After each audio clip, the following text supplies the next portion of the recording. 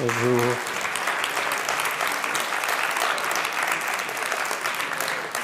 Merci d'avoir bravé le froid. C'est donc la dernière séance. Avant de l'aborder, je voudrais vous signaler deux choses. Les ouvrages auxquels je me réfère, certains d'entre eux, du moins, je n'ai pas tout mis, sont maintenant sur le site, sur mon site. Vous pouvez donc les consulter et j'ai regroupé les ouvrages par chapitre, ça veut dire par thème. J'en ai pas mis beaucoup à chaque fois parce que ça ne m'a pas paru complètement nécessaire. Je ne dis pas que c'est l'essentiel qui s'y trouve, mais c'est ce qui est le plus près du sujet que j'ai traité à chaque fois. La deuxième chose, c'est les séminaires. Les séminaires auront lieu l'un le 24 mai, l'autre le 1er juin, à chaque fois dans l'après-midi. Je pensais faire pour ces séminaires des visites en même temps de jardin. Bon, il s'avère que c'est compliqué parce qu'on ne peut pas parler à un nombre important de gens dans un espace comme cela. Les premiers, seulement quelques-uns, entendent ce que l'on dit et les autres pas du tout. Et donc j'ai décidé autrement. Le premier séminaire aura lieu ici et le second aura lieu dans l'amphithéâtre du musée du Quai Branly, puis ensuite, d'une façon libre, on pourra se trouver dans le jardin. Voilà donc ce que je voulais dire comme précision pour ces deux choses-là. Avant de commencer, je vous lirai deux extraits qui ont de l'importance pour ce sujet d'aujourd'hui et vous expliquer les raisons pour lesquelles j'ai choisi ce thème un peu particulier de paysage et cosmologie.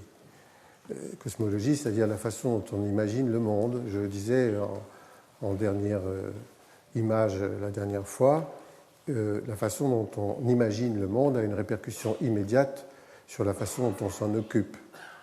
Et la façon dont on s'en occupe, ça a à voir avec comment on le jardine, comment on jardine ce jardin planétaire, comment on l'habite, et quel paysage il en résulte. On a vu qu'il y avait, à partir de l'économie, et nous n'avons pas abordé toutes sortes de modèles économiques, seulement un qui nous concerne en Occident plus que les autres, l'émergence de paysages particuliers, qu'il s'agisse de paysages industriels, touristiques ou agricoles, artisanales ou agricoles industrialisées. Il s'agit de choses qui nous concernent directement et qui nous interrogent chaque fois que nous avons un projet à établir sur un territoire. En quoi les cosmologies pourraient-elles avoir une influence sur le paysage? C'est ce qu'on va voir aujourd'hui. Ce qui est important pour moi, c'est de relier les deux, c'est-à-dire quelque chose qui touche à la matière, au développement de celle-ci, à la croissance de la question matérielle, à l'usage de celle-ci, et puis à l'immatière, c'est-à-dire au fond au domaine de la spiritualité, à la puissance des mythes, à la croyance, aussi bien qu'à la créativité. Donc deux domaines qui opposent d'une certaine façon quelque chose de concrètement représentable et quelque chose pour lequel il faut beaucoup d'imagination afin de pouvoir le représenter, puisqu'il s'agit de fantasmes, il s'agit des puissances de l'imaginaire. Et ces deux choses-là, d'une certaine façon, se trouvent mises en péril ou en discussion par ce que moi j'appelle l'avènement de l'écologie. Il ne s'agirait pas de dire que l'écologie abolirait l'économie comme elle abolirait la cosmologie ou les cosmologies, ça n'a pas de sens, mais simplement elle met en péril ce qui est actuellement en vigueur. L'écologie nous apprend, à cause des principes de finitude, qui sont en fait des constats, que nous devons inventer un modèle économique nouveau.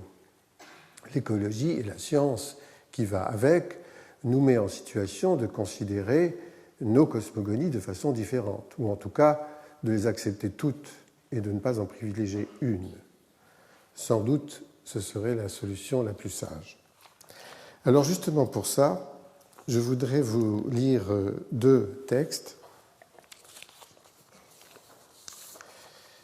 L'un qui est de Philippe Descola. Philippe Descola est un anthropologue bien connu, je ne veux pas, tout le monde le connaît, donc faire son curriculum. Il m'a invité ici, c'est grâce à lui que j'ai pu faire ces exposés avec vous.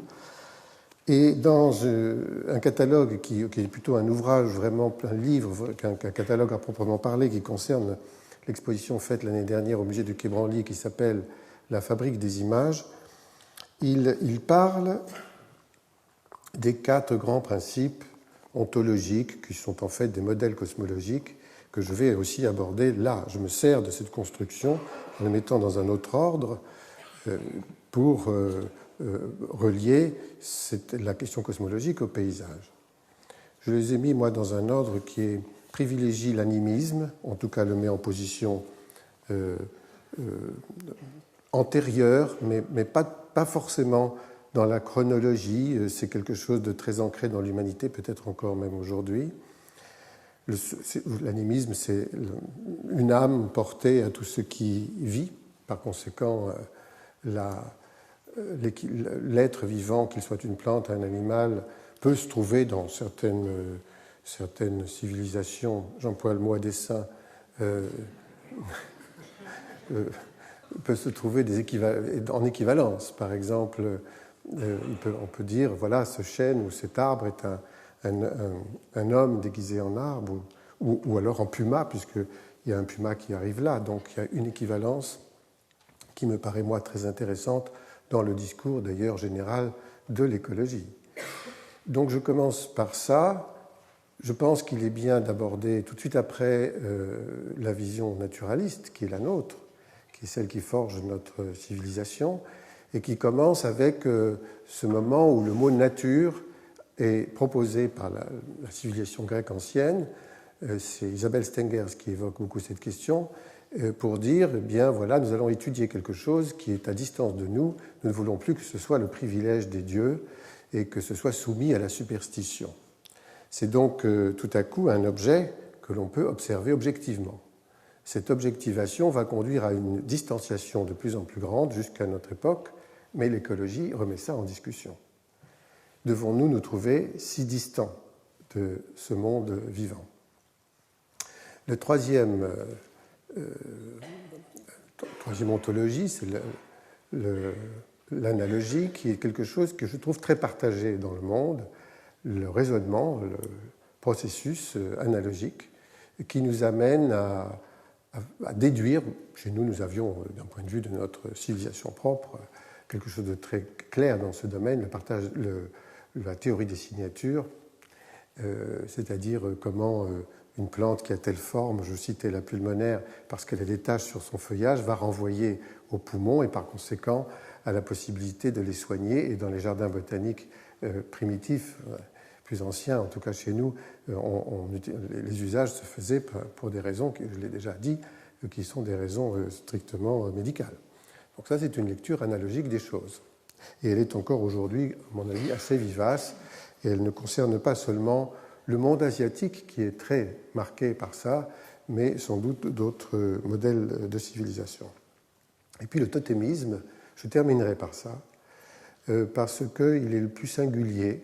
Il est le modèle qui correspond, vous savez, à une sorte de filiation qui transgresse complètement les mondes divers que sont les animaux, les végétaux, les humains et le reste, qui fait que par une sorte de filiation verticale, on peut se trouver sous la domination du tatou ou de quelque chose d'autre, de l'ours. Là, on connaît les modèles nord-américains, les Indiens, mais surtout les Australiens, les aborigènes. Alors, ce que dit Philippe Descola dans cet ouvrage, le fait pour un biologiste de consulter à l'occasion son horoscope, entre parenthèses, une inférence analogiste, ou de parler à son chat, une inférence animique, ne retire rien à sa conviction que les cellules qu'il étudie n'ont pas d'intériorité et qu'elles sont régies par les mêmes mécanismes généraux, quels que soient les organismes auxquels elles appartiennent. Une inférence naturaliste. Autrement dit, on peut être tout ça à la fois. Il n'y a pas le totémisme là, mais enfin, avec un peu d'effort, on y arriverait. Je trouve ça très intéressant parce que c'est une des possibilités de la nature généreuse humaine. Il n'y aurait pas qu'une seule façon de voir les choses.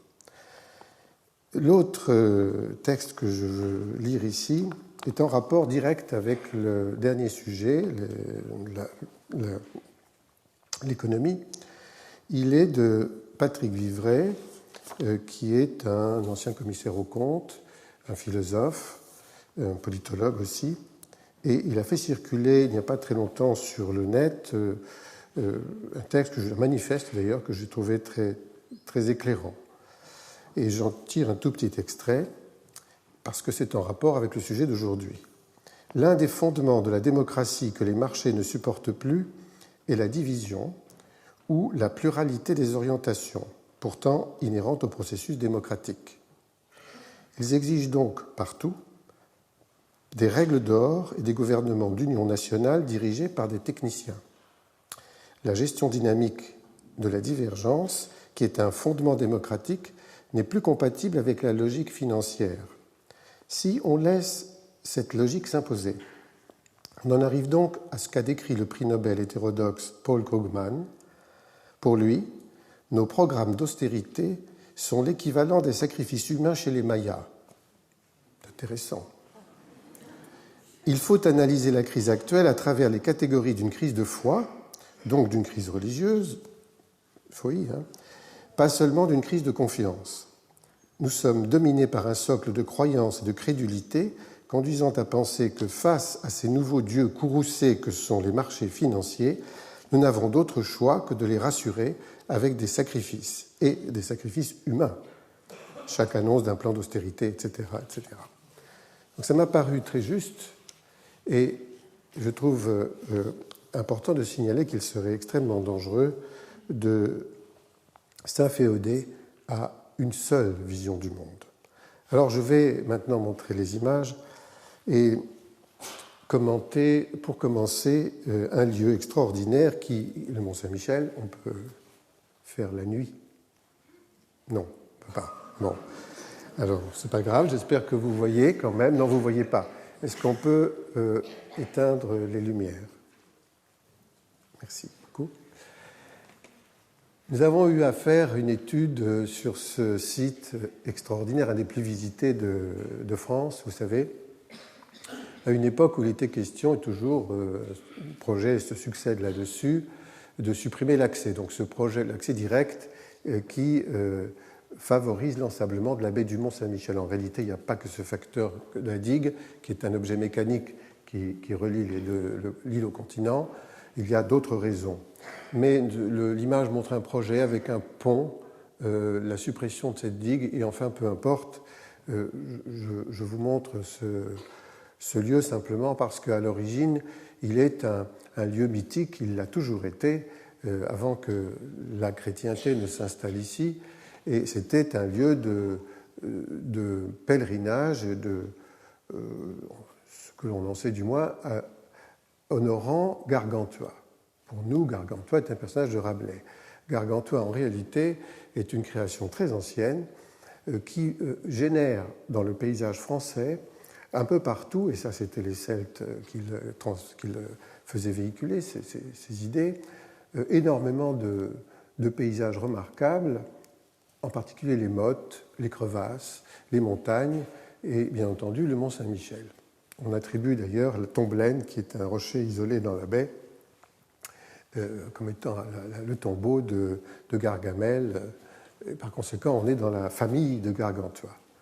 Ceci veut dire que, avant même que s'installe ce qui est la fantasmatique religieuse, la croyance, quelque chose qui ensuite génère des rites, devient une vraie religion, il y a eu encore, et c'est presque toujours comme ça que ça se passe, quelque chose d'autre qui est du même ordre, et qui est la puissance des mythes.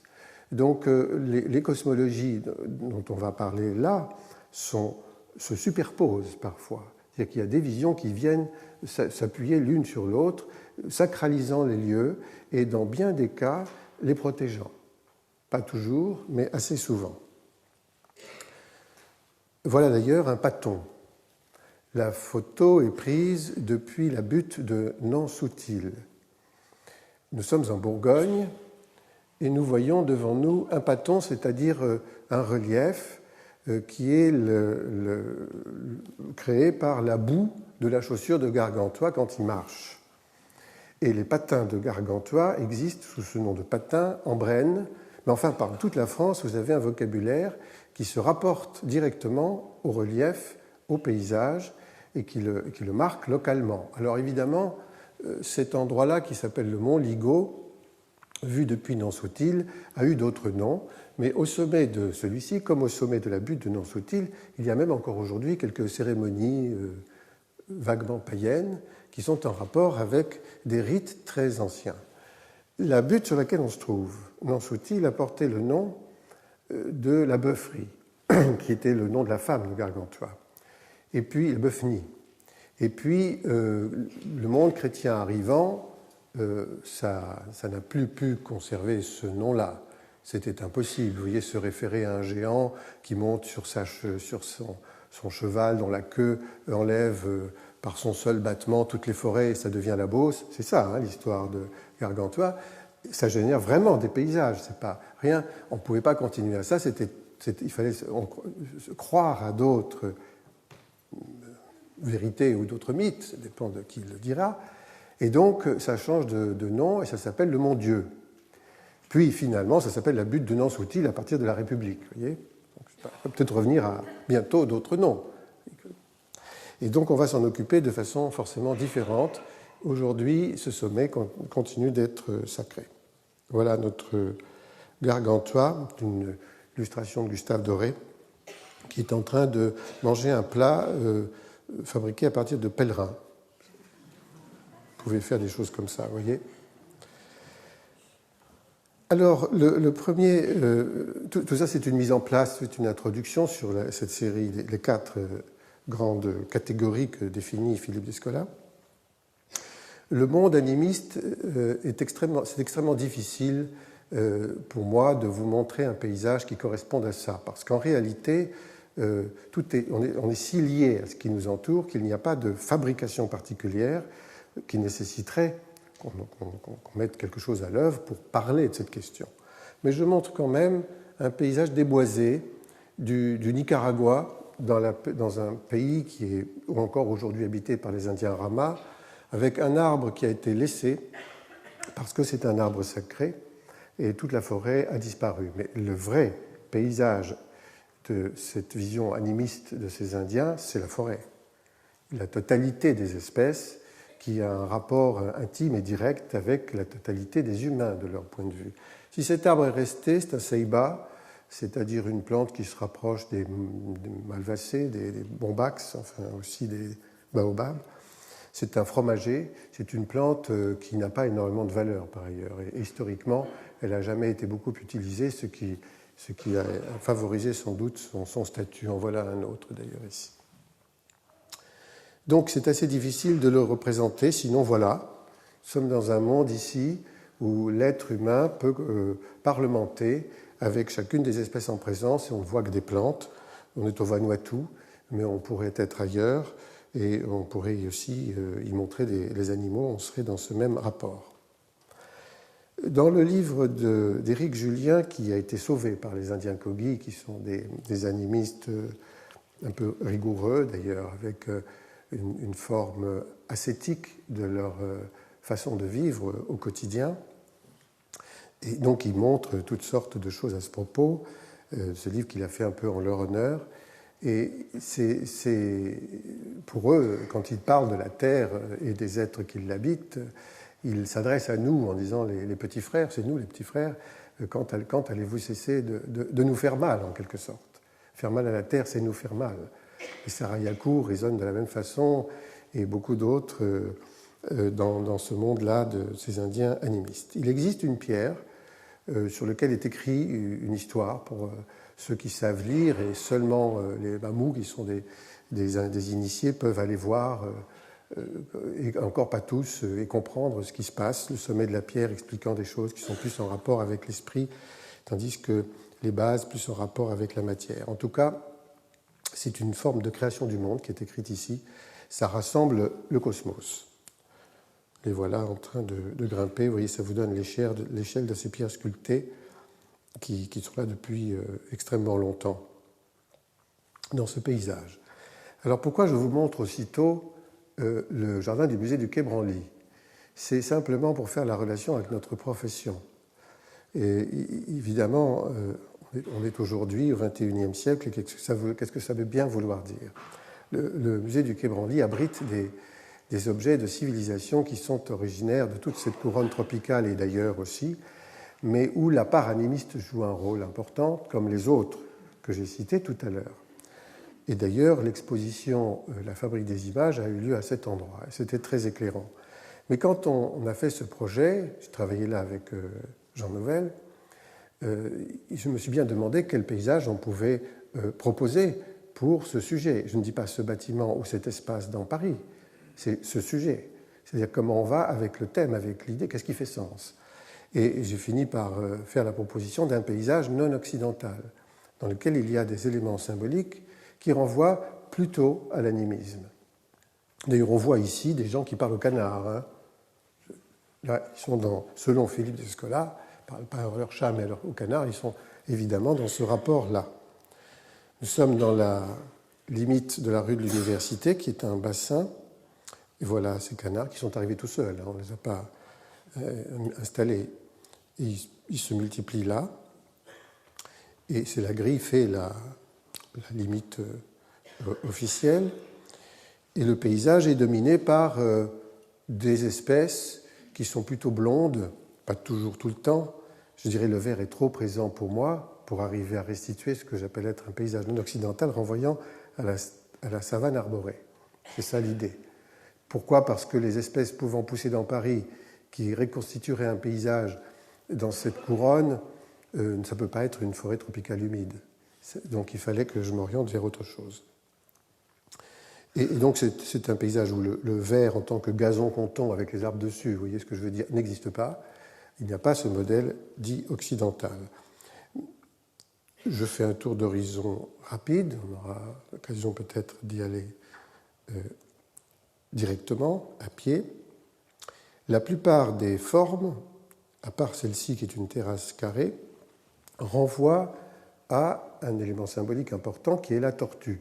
On va voir pourquoi tout à l'heure. Mais la tortue, pour moi, et à cause des ouvrages que nous avons pu consulter, Nicolas Gilsoul, qui est ici présent, avait travaillé avec moi sur ce sujet, et grâce à lui, on avait trouvé une série de convergences sur cet animal qui, en Asie, est cosmophore. Elle porte le monde. C'est pas rien de porter le monde. C'est un socle.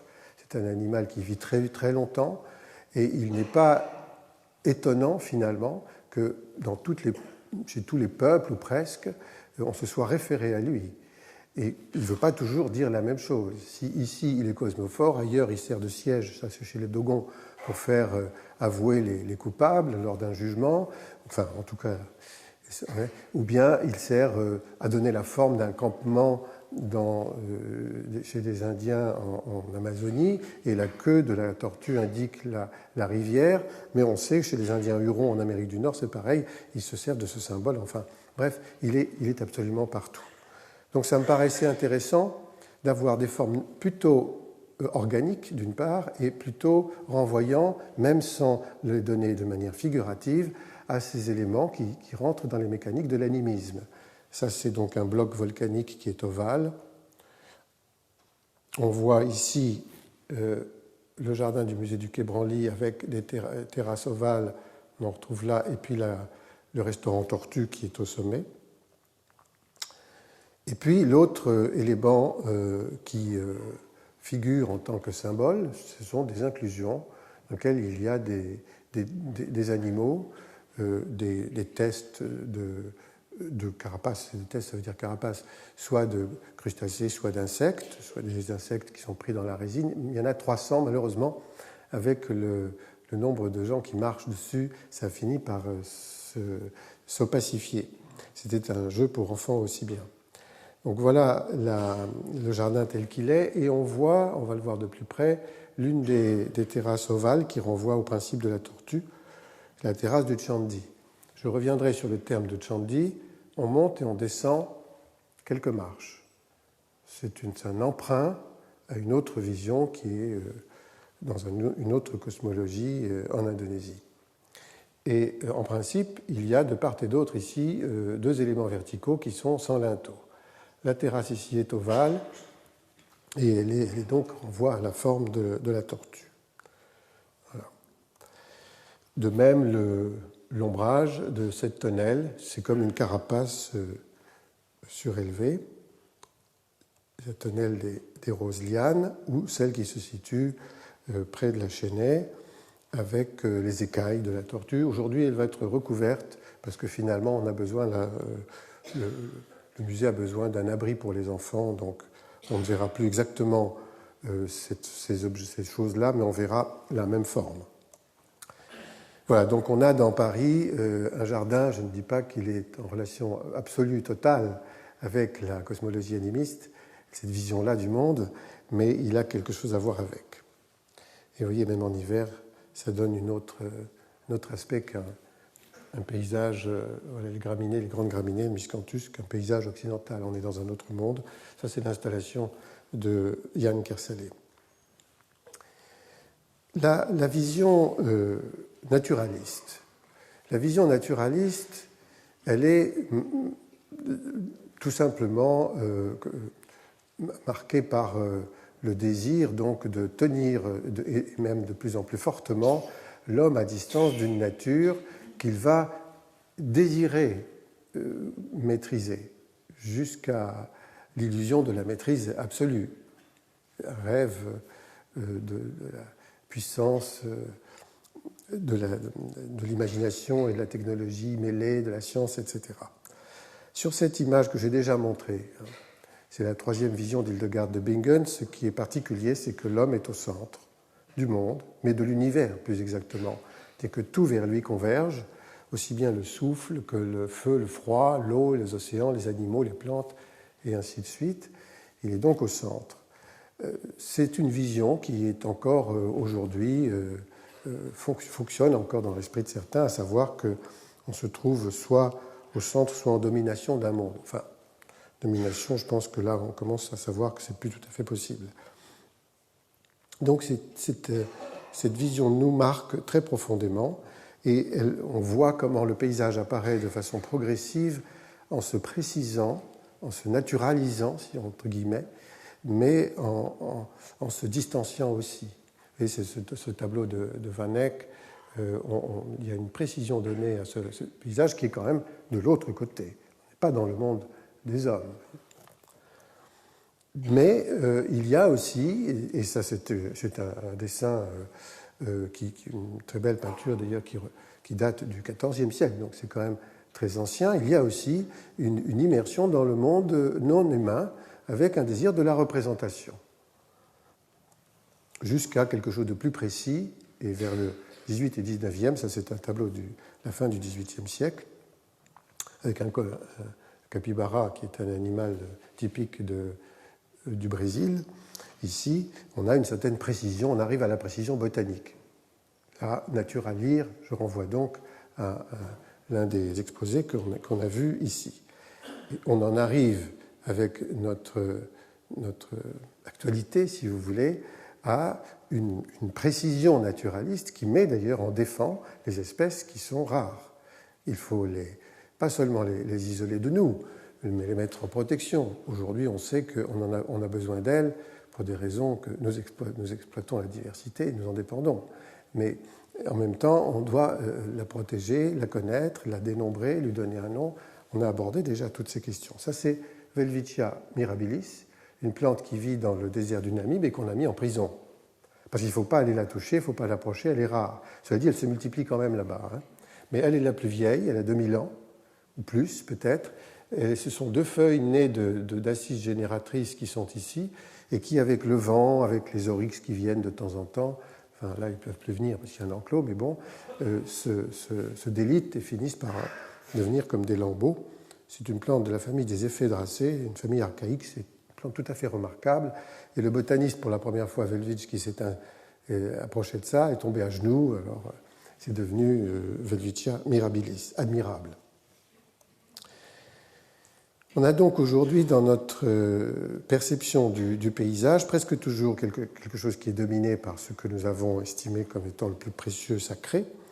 Et je montre cette image-là de la ville d'Oran, dominée par la montagne de Santa Cruz, où on avait certainement là bien d'autres rituels avant que les Arabes ne s'installent, puis les Espagnols, puis les Byzantins, puis finalement les Français, et pour finir par construire une église qui ressemble à la fois à une mosquée et à une église, et qui s'appelle donc Santa Cruz. Cette superposition, on la retrouve absolument partout. Les paysages marqués par ça, je le disais, sont donc, pour y dire, un village français dominé par une église, si vous voulez. Ailleurs dans le monde, la chrétienté marque son paysage traditionnellement de la même façon, mais d'une façon un peu plus particulière. Là, le long du Jourdain, un endroit où on ne peut plus aller aujourd'hui, pour des raisons qui sont liées à la guerre, hein, tout simplement. C'est le lieu où on baptisait, et qui est aujourd'hui évidemment encore un lieu où les chrétiens viennent se faire baptiser, quel que soit leur âge. Au cours des pérégrinations, j'ai pu voir, comme tout le monde, tous ceux qui vont à l'île de la Réunion ou ailleurs, comment on a mis en scène le Saint-Expédite. Saint-Expédite était un militaire, un commandant romain en Arménie qui s'est converti à la chrétienté, qui donc a été condamné à mort pour cette raison-là. Mais c'est Expédius, qui est devenu Expédite et qui donc expédie les vœux. Il a un rôle très considérable et il marque les chemins partout, par exemple, à l'île de la Réunion. Et puis ici, il est représenté en plusieurs figures. Donc tout ça constitue des micro-paysages ou des macro-paysages avec les constructions les plus sacrées. Celle-ci, une des 3 mosquées les plus importantes dans le monde de l'islam. L'esplanade des mosquées, le dôme du rocher, ce n'est pas un hasard. Là se trouve aussi l'argile, à partir de quoi Adam a été créé. On peut dire que Jérusalem est une sorte de paysage urbain, cosmologique, c'est compliqué hein, là, avec une relation, bref, mais quand même dédié au monothéisme hein, aujourd'hui, et en guerre et malheureusement en difficulté, comme on le sait. Ça a donné lieu pour nous à quelques exemples de jardins remarquables. J'ai déjà évoqué les 4 fleuves du paradis qui sont dans la mythologie du monde de l'islam et on le retrouve presque systématiquement dans la composition des jardins. Celui-ci, c'est la cour des lions à l'Alhambra, donc un jardin hispano-mauresque. La vision analogique est une vision tout à fait intéressante. Elle est celle qui consiste, en somme, à faire se rapprocher par la forme, ça peut être par la sonorité, ça peut être par la couleur, des objets qui ne sont pas facilement rapprochables par la rationalité. C'est-à-dire que l'analogisme se détache du principe cartésien, si vous voulez, pour nous, si on voulait vraiment faire image, et renvoie à tout à fait d'autres choses qui sont beaucoup plus proches du monde artistique que du monde de la raison. L'un et l'autre étant compatibles. Hein. Et donc cette image montre comment les signes du zodiaque sont affectés à différentes parties du corps, par exemple. Ça, c'est un processus analogique typique. Si je montre cette image du parc André Citroën, c'est parce que la construction des dessins à l'intérieur des jardins sériels dépendent d'un processus analogique que j'ai proposé à l'époque. On m'a regardé avec on ne m'a pas regardé du tout d'ailleurs. Enfin, on se demandait ce que je racontais, si vous voulez. Et il s'agissait de trouver une manière de dessiner ces jardins-là. Ces jardins, d'un point de vue de leur emprise et de leur rythme, correspondent à l'épanelage que nous avait proposé l'atelier parisien d'urbanisme. On avait cette découpe de l'autre côté. Ça a ensuite été construit et nous avons tenté d'organiser notre parc avec Patrick Berger, avec l'architecte qui s'est occupé de cette partie-là. Ça a été un dialogue fructueux. Donc, tout ça étant posé, la composition principale que j'ai déjà évoquée dans son centre étant aussi bien posée, comment allait être le contenu? Là, je me suis dit, puisqu'il y a 7 espaces, en fait 6 en réalité, 7 avec le jardin en mouvement qui est ici dans la partie vers la Seine, on peut aborder des questions qui sont liées, j'avais déjà dit, à l'état de l'eau, puisque nous sommes dans le cadre de ce parc qui, lui, contient les jardins et l'eau, mais de les relier, de relier ces états de l'eau à quelque chose d'autre.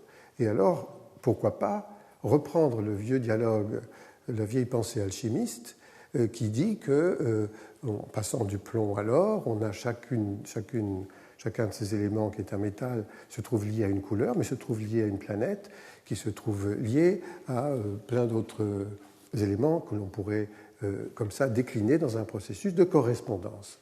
Et c'est ce que j'ai donc utilisé, ce qui fait qu'on voit ici, le jardin numéro 1 étant le jardin en mouvement, c'est plutôt la mer figurée, c'est-à-dire quelque chose qui est ondulant et insaisissable. La couleur noire, je l'ai mise entre parenthèses parce qu'en fait elle n'est pas présente. À chaque fois, il y a donc un état de l'eau, un métal évoqué, une couleur, un sens, une planète. Chaque fois, une planète renvoie à un jour de la semaine qui renvoie, si on le désire, au nombre atomique du métal évoqué. Ça nous était utile pour une histoire d'éclairage. Donc une scénographie pouvait être mise en place à partir d'un processus analogique, comme ça, dans un système de correspondance. Vous voyez, alors le jardin orange est associé au métal le mercure et figure le ruisseau. Le mercure, on ne le voit pas, on voit l'orange, on voit le ruisseau qui est en fait, je l'ai montré déjà, sans eau, mais qui représente effectivement, avec ses plages de galets, la figure d'un ruisseau. C'est effectivement un jardin qui est lié au toucher, et si on veut, on peut se dire, chaque jardin étant différent, eh bien on peut énoncer les jours de la semaine. Vous voyez, on voit le jardin doré, ça c'est l'or. Hein. Chaque métal, on passe du plomb, on va à l'or, le jardin argenté, forcément à la couleur argent. C'était donc pas un hasard, si vous voulez. Aujourd'hui, tous ces jardins, qui sont connus par leur couleur, recouvrent tout un tas de correspondances que les visiteurs n'ont pas du tout besoin de connaître. C'était utile juste pour moi, car ça me permettait de faire figurer quelque chose. C'est pour ça qu'ici, on a la fontaine, là le ruisseau, ici la cascade, là la rivière, et finalement ça s'évapore et ça revient à la mer. Vous voyez, ça me donnait la possibilité de faire un dessin. Voilà mon recours à l'analogie, mon recours personnel à l'analogie. Mais avec les nombres atomiques, on allait plus loin. Alors là, on a réalisé quelque chose qui n'a jamais été mis en service. Il y avait la possibilité, en utilisant le plus grand nombre correspondant, ici, si vous voulez, on peut revenir, voilà, correspondant à Saturne, au plomb, 82, on pouvait les installer en tant que diodes. À l'époque, on ne parlait pas encore des LEDs, et les disposer sur la pelouse centrale qui fait 4 hectares. Et à chaque changement à minuit, à chaque changement de jour, on pouvait allumer un nombre de diodes correspondant au nombre atomique, c'est-à-dire au jour du lendemain. Ça ne s'est pas fait. C'était rigolo, mais c'était un peu compliqué. Mais ça s'est installé, c'est-à-dire que ça a été installé, ça n'a jamais fonctionné, parce que c'était compliqué à faire fonctionner, et surtout c'était plutôt à l'adresse des Martiens, vu que personne ne pouvait voir ça de haut, quoi. Il aurait fallu se mettre sur des éminents. En fait, si on pouvait, mais en ouvrant la nuit. Tout ça, c'était soumis à des conditions. Le parc est fermé la nuit, donc on a décidé finalement, il y a des questions d'argent, de s'arrêter là, dans le baroque. La vision analogiste présente dans le monde asiatique, comme je disais, sur cette illustration, fonctionne aussi bien avec un principe d'immersion. Mais quand même, l'appel au paysage lointain qui vient dans un espace que l'on invite par une série de réductions, si vous voulez, à recomposer, c'est le bonsaï, c'est vraiment le principe d'un emprunt du lointain vers le plus près qui a à voir avec l'analogie.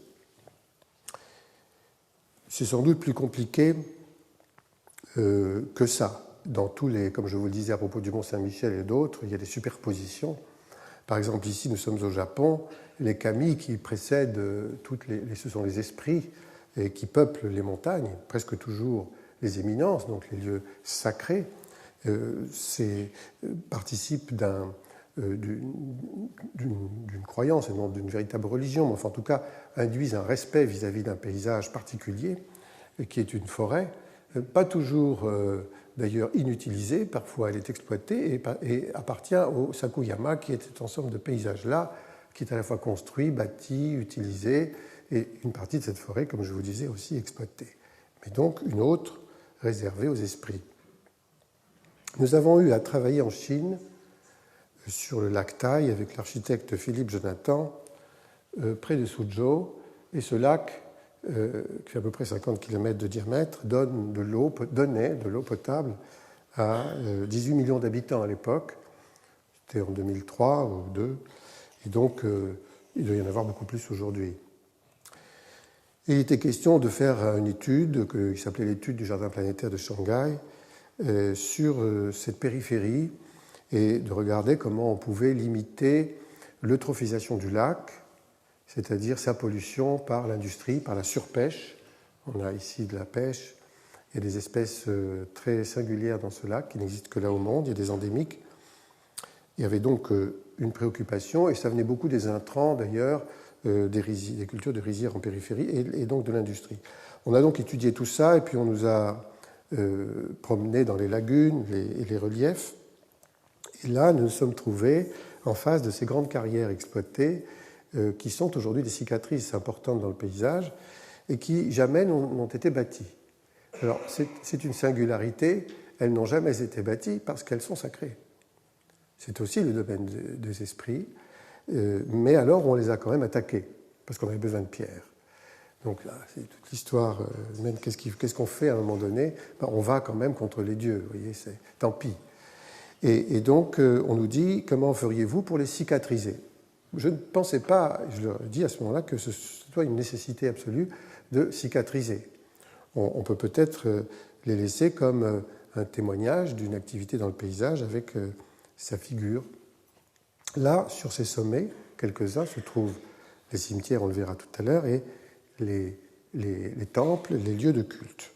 Donc, je passe là-dessus, les portes de la Lune, comment on franchit, qu'est-ce que c'est que la valeur initiatique du passage, comment on arrive au sommet, quels sont les temples, les autels, les lieux de culte, et les belvédères, mais qui sont aussi des lieux de méditation. Et puis, on nous demande, voilà un mauvais exemple pour nous, nous avons essayé de revégétaliser cette carrière-là, que feriez-vous? Et on nous fait visiter un endroit où on a d'ailleurs eu quelques soucis parce qu'on n'avait pas le droit de prendre des photos, on ne savait pas. Et on nous a retiré les pellicules, sauf celle-ci. Et c'était en fait des prisonniers politiques qui étaient là en train de travailler sur cette carrière. Or, cette carrière est tout à fait spectaculaire. Hein. Et ils étaient en train de prévoir l'abandon du site. Que pourrait-on faire? Et la proposition que je faisais était celle-ci. Vous êtes, vous, dans votre culture, capable d'importer un paysage de si loin pour le faire venir si près, vous pourriez le faire à l'échelle 1, finalement. Il suffirait d'avoir, en guise de carrier, un paysagiste. Si vous mettez à la tête de l'entreprise industrielle là, qui dirige les prisonniers ou pas, quelqu'un qui aura une idée de comment on la sculpte, on l'exploite en même temps qu'on fabrique un paysage. Bon, ça faisait partie donc des propositions qui allaient dans le sens d'une culture. Ils ont d'ailleurs, ils s'y attendaient pas du tout parce que faire le chemin à l'envers, c'était pas évident, sauf que c'était quand même très clair pour eux, puisqu'ils en avaient la gymnastique, même s'il était inverse. Donc on sait à quel point l'emprunt au paysage et sa lecture par les gens qui sont dans cette civilisation-là et atteint à un certain niveau d'abstraction dans certains cas. Et quand on regarde, un bonsaï pour nous, peut être un objet décoratif qu'on met sur la cheminée un peu comme ça légèrement. Pour eux, c'est un paysage. Ça renvoie à quelque chose dans leur paysage immense emprunté ici ou là en Chine. Si on met une pierre, c'est le plan du Ryoanji que tout le monde connaît, donc au Japon cette fois-ci, mais c'est le Japon est empreint de la culture chinoise. Si on met une pierre là, on a la montagne, les remous autour, c'est la mer qui s'agite, ça c'est la mer calme, mais l'homme est toujours, bien sûr, entre les deux. Vous avez la position du ciel, la position de la mer, et de la terre et la position de l'homme, ces trois éléments jouant tout le temps ensemble. On n'a même pas besoin de végétaux, Ryonji, il n'y en a pas, pour aborder la question du paysage. Ça, c'est le symbole si connu que je ne reviens pas dessus, si ce n'est pour dire qu'il ne se contente pas d'être dual, c'est pas seulement yin-yang, c'est le troisième souffle, comme dirait François Cheng, c'est-à-dire quelque chose qui ne s'entend qu'à partir des deux, mais qui existe en tant que troisième. Je renvoie à la littérature de Cheng, évidemment. Là, nous sommes dans un pays qui, pareil, n'est-ce pas, utilise à la fois sa cosmologie la plus ancienne, son imaginaire le plus ancien de la création du monde aussi bien, la tortue Bedawang, la voilà, et le serpent Antaboga qui donne le souffle de la vie. Il s'agit d'une civilisation polythéiste hindouiste à Bali, mais avant ça, c'est-à-dire avant que l'hindouisme n'arrive, qui est un polythéisme venant d'Inde, il y avait, comme pour le Japon, les kami, il y avait les esprits, il y avait des cultures anciennes. Et aujourd'hui encore, deux villages, qui s'appellent des Baliyaga villages, se réclament de cette culture antérieure à une invasion culturelle, disons, du XIe siècle. Ils sont donc les premiers, si vous voulez, c'est ça qui était le plus important de leur point de vue. Donc on voit ici l'homme qui naît du souffle de la vie produit par le serpent. On retrouvera ça aussi bien chez les totémistes aborigènes d'Australie. Dans cette civilisation-là, le jardin, c'est mon interprétation là pour le coup, est vertical. C'est-à-dire qu'il s'inspire aussi bien du lotus, la plante qui naît dans la boue, dont les feuilles se trouvent au niveau de l'eau, mais qui fleurit dans l'air. Il y a une tension verticale. Mais ici, c'est très clair. On a non seulement le bassin de lotus, mais la tortue Bedawang, ça c'est sa tête. Serpent Antaboga est représenté par ses multiples faces. On a donc le socle sur lequel repose le monde et la montagne. La montagne ici est le mont Agung, qui est le mont sacré, mais qui s'inspire, disons la proposition hindouiste qui là-bas devient indo-bouddhiste et qui est polythéiste, sur un socle animiste quasiment. C'est sans doute même plus trouble que ça. C'est très intéressant parce que c'est extrêmement construit, ça marche. Alors on a donc ici la porte qui est à un linteau, c'est une porte princière, on arrive à une maison noble. Si elle n'avait pas de linteau, on l'appellerait le chandi et ce serait une porte sacrée qui donne accès à un temple. Voilà le symbole. Pour habiter une maison à Bali, il faut aller poser au sommet en épide fétale, au sommet de la maison, sur un dessin qui est en sanskrit, qui est fait en sanskrit, qui représente la syllabe Om et qui a à voir avec le lotus. Le mont Agung est ici, il marque le paysage et dans cette île, quoi qu'il arrive, on indique le nord par rapport à ça, même si on ne se trouve pas du tout dans la direction du nord géographique. On dit que c'est ça, parce que c'est le repère principal, c'est le domaine des dieux, c'est celui où se trouve le temple le plus haut, le temple de Besaki. Voilà, il est visible de partout, qu'on soit dans les rizières ou qu'on n'y soit pas. Et il est mis en scénographie avancée, je dirais, dans des petits hôtels où on va faire des prières et où on va déposer des offrandes. Il y en a quelques-uns comme ça qui sont évidemment remarquables. On est dans un processus analogique typique ici. Le temple de Besaki a une des plus grandes portes en Chandi. C'est la montagne qui s'ouvre en deux. En principe, ce sont les prêtres qui peuvent passer là. Sinon, pour les autres, c'est fermé. Mais enfin là, tout le monde peut y aller, les fidèles y vont. La hauteur qui revient au stupa, qui sont ces marches-là, indiquent le degré de sacralité, comme on le voit sur aussi on peut dire les constructions artistiques, d'ailleurs très belles, qui servent lors de la cérémonie des morts.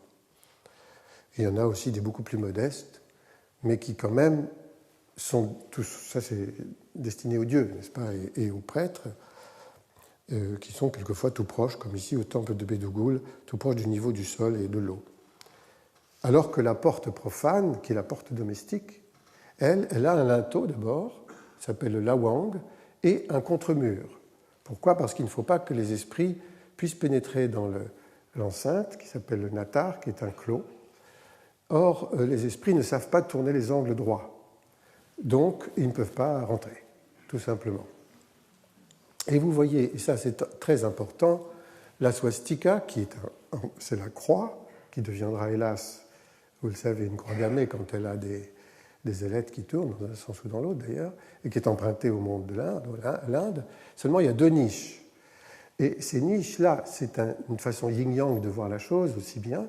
C'est aussi bien pour honorer les dieux que les démons, parce qu'ils sont aussi honorables les uns que les autres, parce qu'ils sont en nous. C'est subtil. Le plan de la maison qui est un jardin, voilà l'enclos. Et chaque élément est un bâtiment séparé. Ils sont tous séparés. Umameten, c'est là où se trouvent les parents, quelquefois avec les enfants, parce que les tout-petits sont élevés directement sur le corps des parents.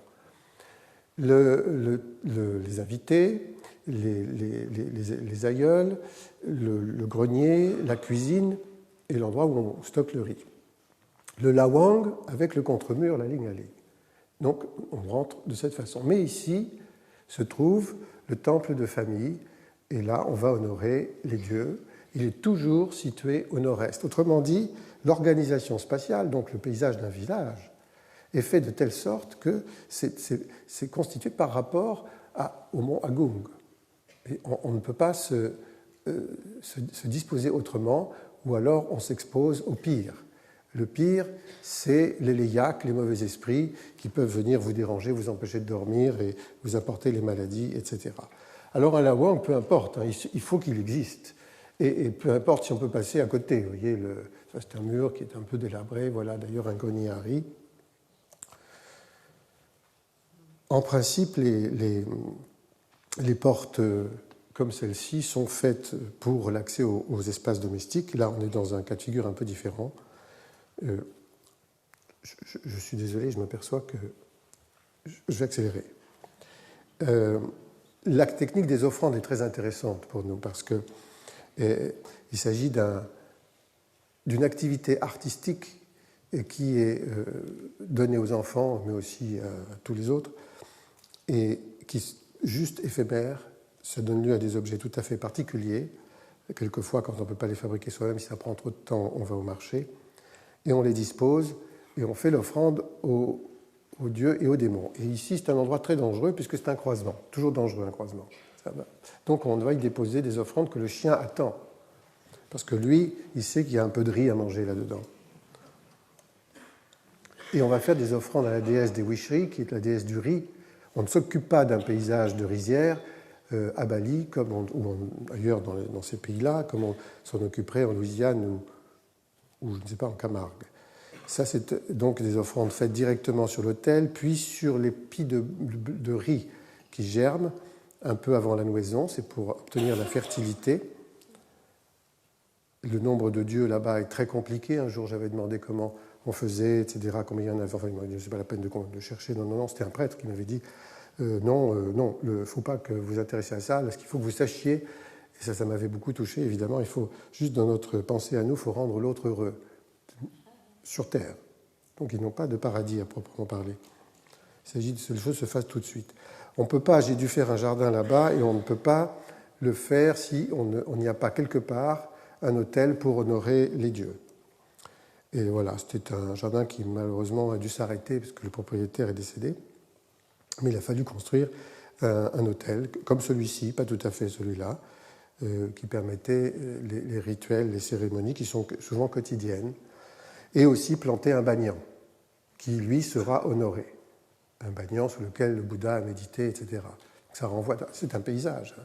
Sur les poèmes Bukit, là-bas, ça désigne un arbre qui est un banyan qu'on met sur une colline sacrée. Donc vous voyez ça de loin. Je n'ai pas de photo là, mais enfin, vous imaginez ce que ça peut vouloir dire. Il y a d'ailleurs des petits hôtels pour les honorer, soit clos, soit ouverts. Et pourquoi ces paysages d'une si grande beauté plastique ne sont-ils pas construits?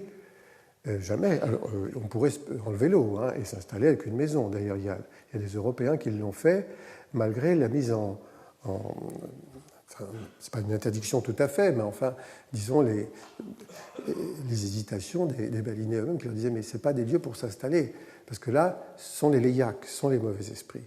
Et ça peut vous créer des dommages. Donc, il y a tout un paysage, qui est celui des vallées, et qui est entièrement protégé par une croyance. J'en viens au totémisme avec le monde australien, une tortue, qui n'est peut-être pas la même que celle Bedawang de Bali, mais quand même le serpent qui donne la vie et qui prend plusieurs figures.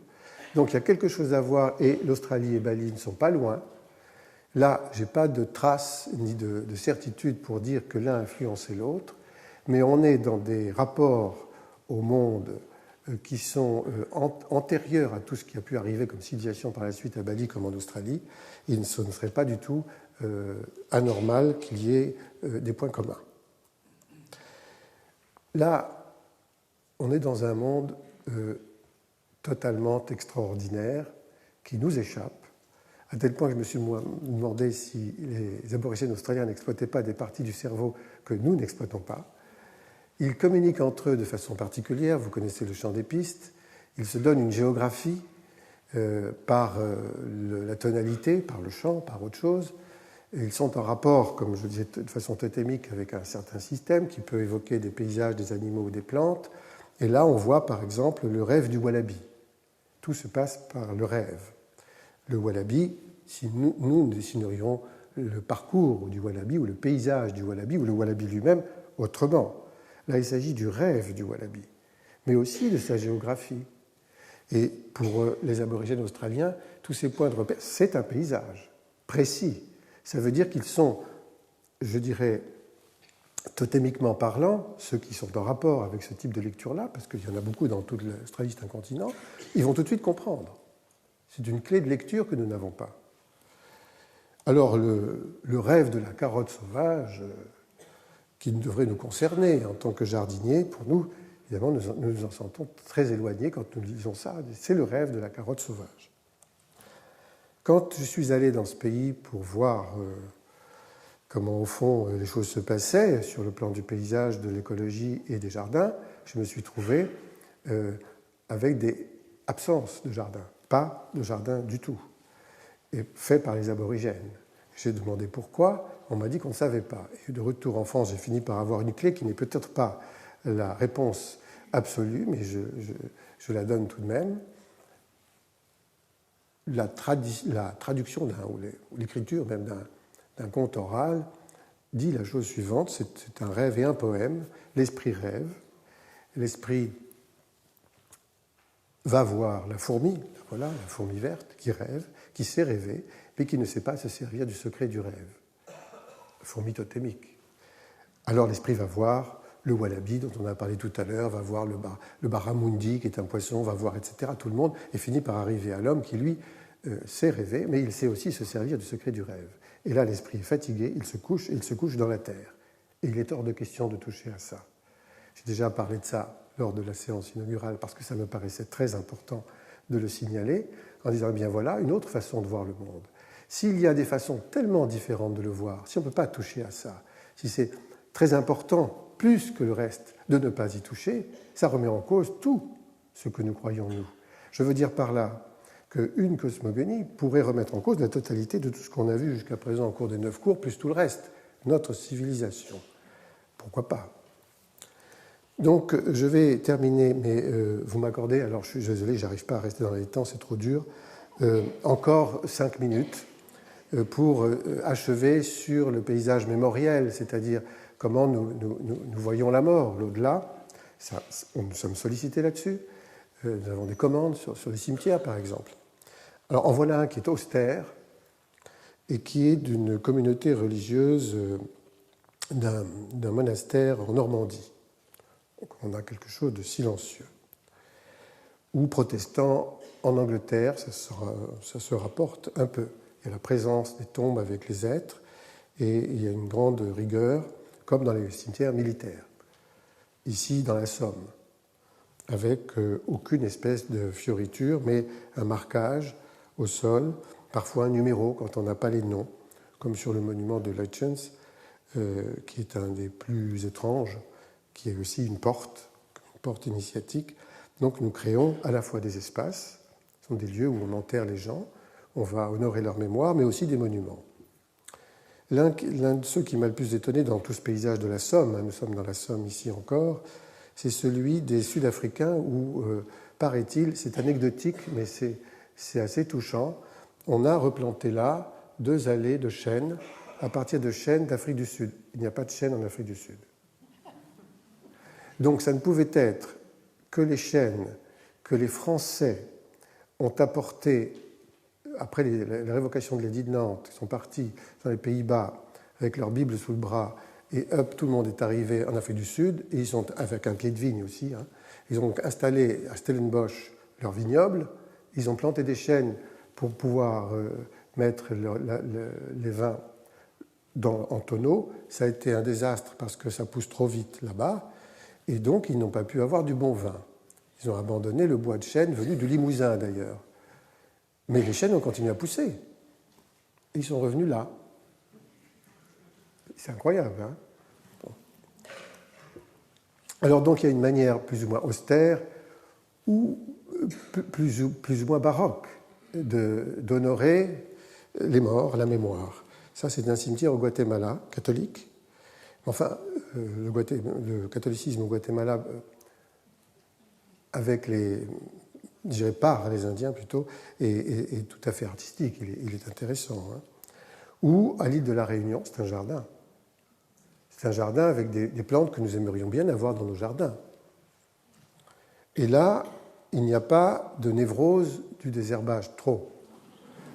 Je signale quand même, et on l'a vu lors de la dernière fois, n'est-ce pas, que c'est dans les cimetières que les directions des espaces verts ne parviennent absolument pas à abandonner les produits toxiques. Ils peuvent partout ailleurs, dans l'espace public, ils n'y arrivent pas là, quand ils en ont la responsabilité, parce que c'est mal vu, c'est mauvaise herbe. Bon, ainsi de suite, et là nous avions travaillé sur un mausolée, sur un marabout, sur la mosquée la plus à l'ouest dans la conquête de l'islam, un lieu qui s'appelle Ribat Shakir, et proposer un belvédère sur le lieu qui marque la mémoire des morts.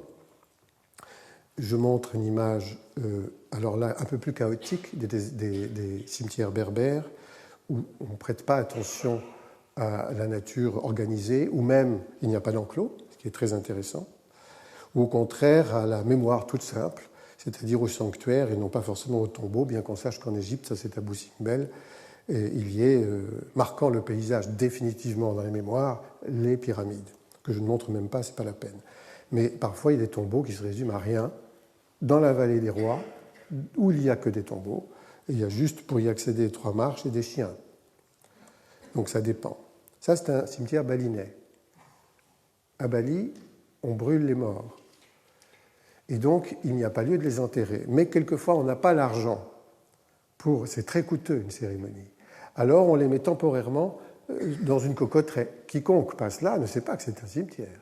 Et chacun sait, à qui appartiennent les morts, bien sûr qu'ils vont pouvoir le retrouver, donc peu importe l'état dans lequel ils vont le retrouver, et ensuite faire la crémation, qui est une cérémonie très importante. Là, c'est un brahman qui est brûlé parce que c'est la vache dorée et signale que c'est ça. D'ailleurs, il a les stupas au-dessus de lui qui montrent bien la hauteur de sa caste. Et c'est un prêtre pédanda, bon, et puis il sera brûlé donc comme il le faut. Les collines sacrées où nous avons travaillé en Chine, cimetière, là, pas de problème. Donc on est bien dans les collines sacrées en Corée, ce sont des tombeaux, tout à fait extravagants, hein, parce que c'est plastiquement extrêmement intéressant, c'est un paysage en soi. Ça, c'est pour les princes. Les collines sacrées en Australie, c'est un rituel féminin à l'honneur du rêve des deux hommes. On pourrait dire aussi que ça évoque la poitrine féminine. C'est ces deux collines qui sont sacrées. J'arrive.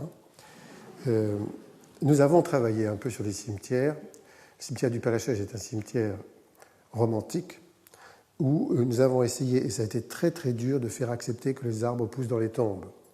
Pourquoi est-ce qu'ils ne pousseraient pas dans les tombes? Ça, c'est l'histoire du désherbant.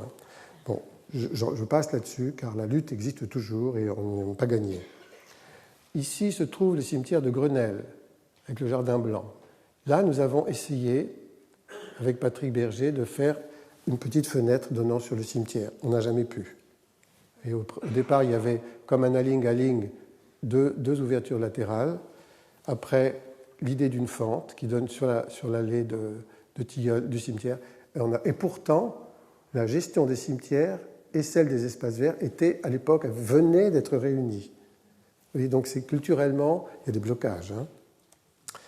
Voilà, je termine sur ce projet-là, où nous avons dû travailler sur deux cimetières ici, plutôt et Neuilly, en leur donnant un caractère qui associe la promenade, qu'on appelle les jardins de l'Arche, à ces deux lieux travaillés de façon très classique, parce qu'il y avait déjà un plan d'urbanisme, on va dire, le lotissement des tombes avec leur rigueur. Il s'agissait de les accompagner pour donner un aspect moins minéral. Et ça a été des plans de plantation assez classiques, mais on y a introduit des merisiers, et on peut voir des choses un peu, disons, plus heureuses que seulement des arbres taillés, à partir, qui existent pourtant, à partir soit du pied de l'Arche, soit de la promenade qui est une jetée, et sous laquelle il existe un jardin qui est complètement différent de ces deux cimetières. Voilà les jardins de l'Arche et les cimetières qui sont à côté. Les jardins de l'Arche sont des jardins dans lesquels on doit tourner, on ne peut guère éviter de rencontrer la nature.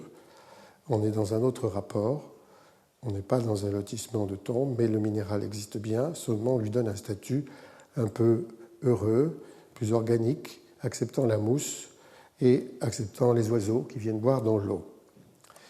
Dernière image, celle-ci, elle est arrivée il y a 2 jours sur mon ordinateur. L'artiste Pascal Colrat se sert d'une phrase proposée par Dominique Trucot, qui est commissaire d'exposition et qui travaille avec tous les artistes, et extrait d'un livre que j'ai écrit il y a longtemps qui s'appelle Thomas et le voyageur, Être humain et le savoir ensemble. C'est-à-dire, au fond, accepter l'idée que peu importe la civilisation dans laquelle nous sommes, il est bon de savoir que nous participons tous d'un jardin, le jardin planétaire, et que rien que pour cette raison-là, nous sommes associés dans un système qui est celui de la vie, tout simplement. Ça veut dire la dépendance à notre biosphère, ça veut dire aussi la dépendance à l'autre, tout simplement. Je voulais en terminer par là, mais juste avant, lire, et c'est très court, cette phrase de François Tcheng. « D'expérience, je sais, on ne peut connaître sa propre meilleure part que grâce à la connaissance de la meilleure part de l'autre. Sa propre meilleure part s'épanouit d'autant au contact de la meilleure part de l'autre. » Merci.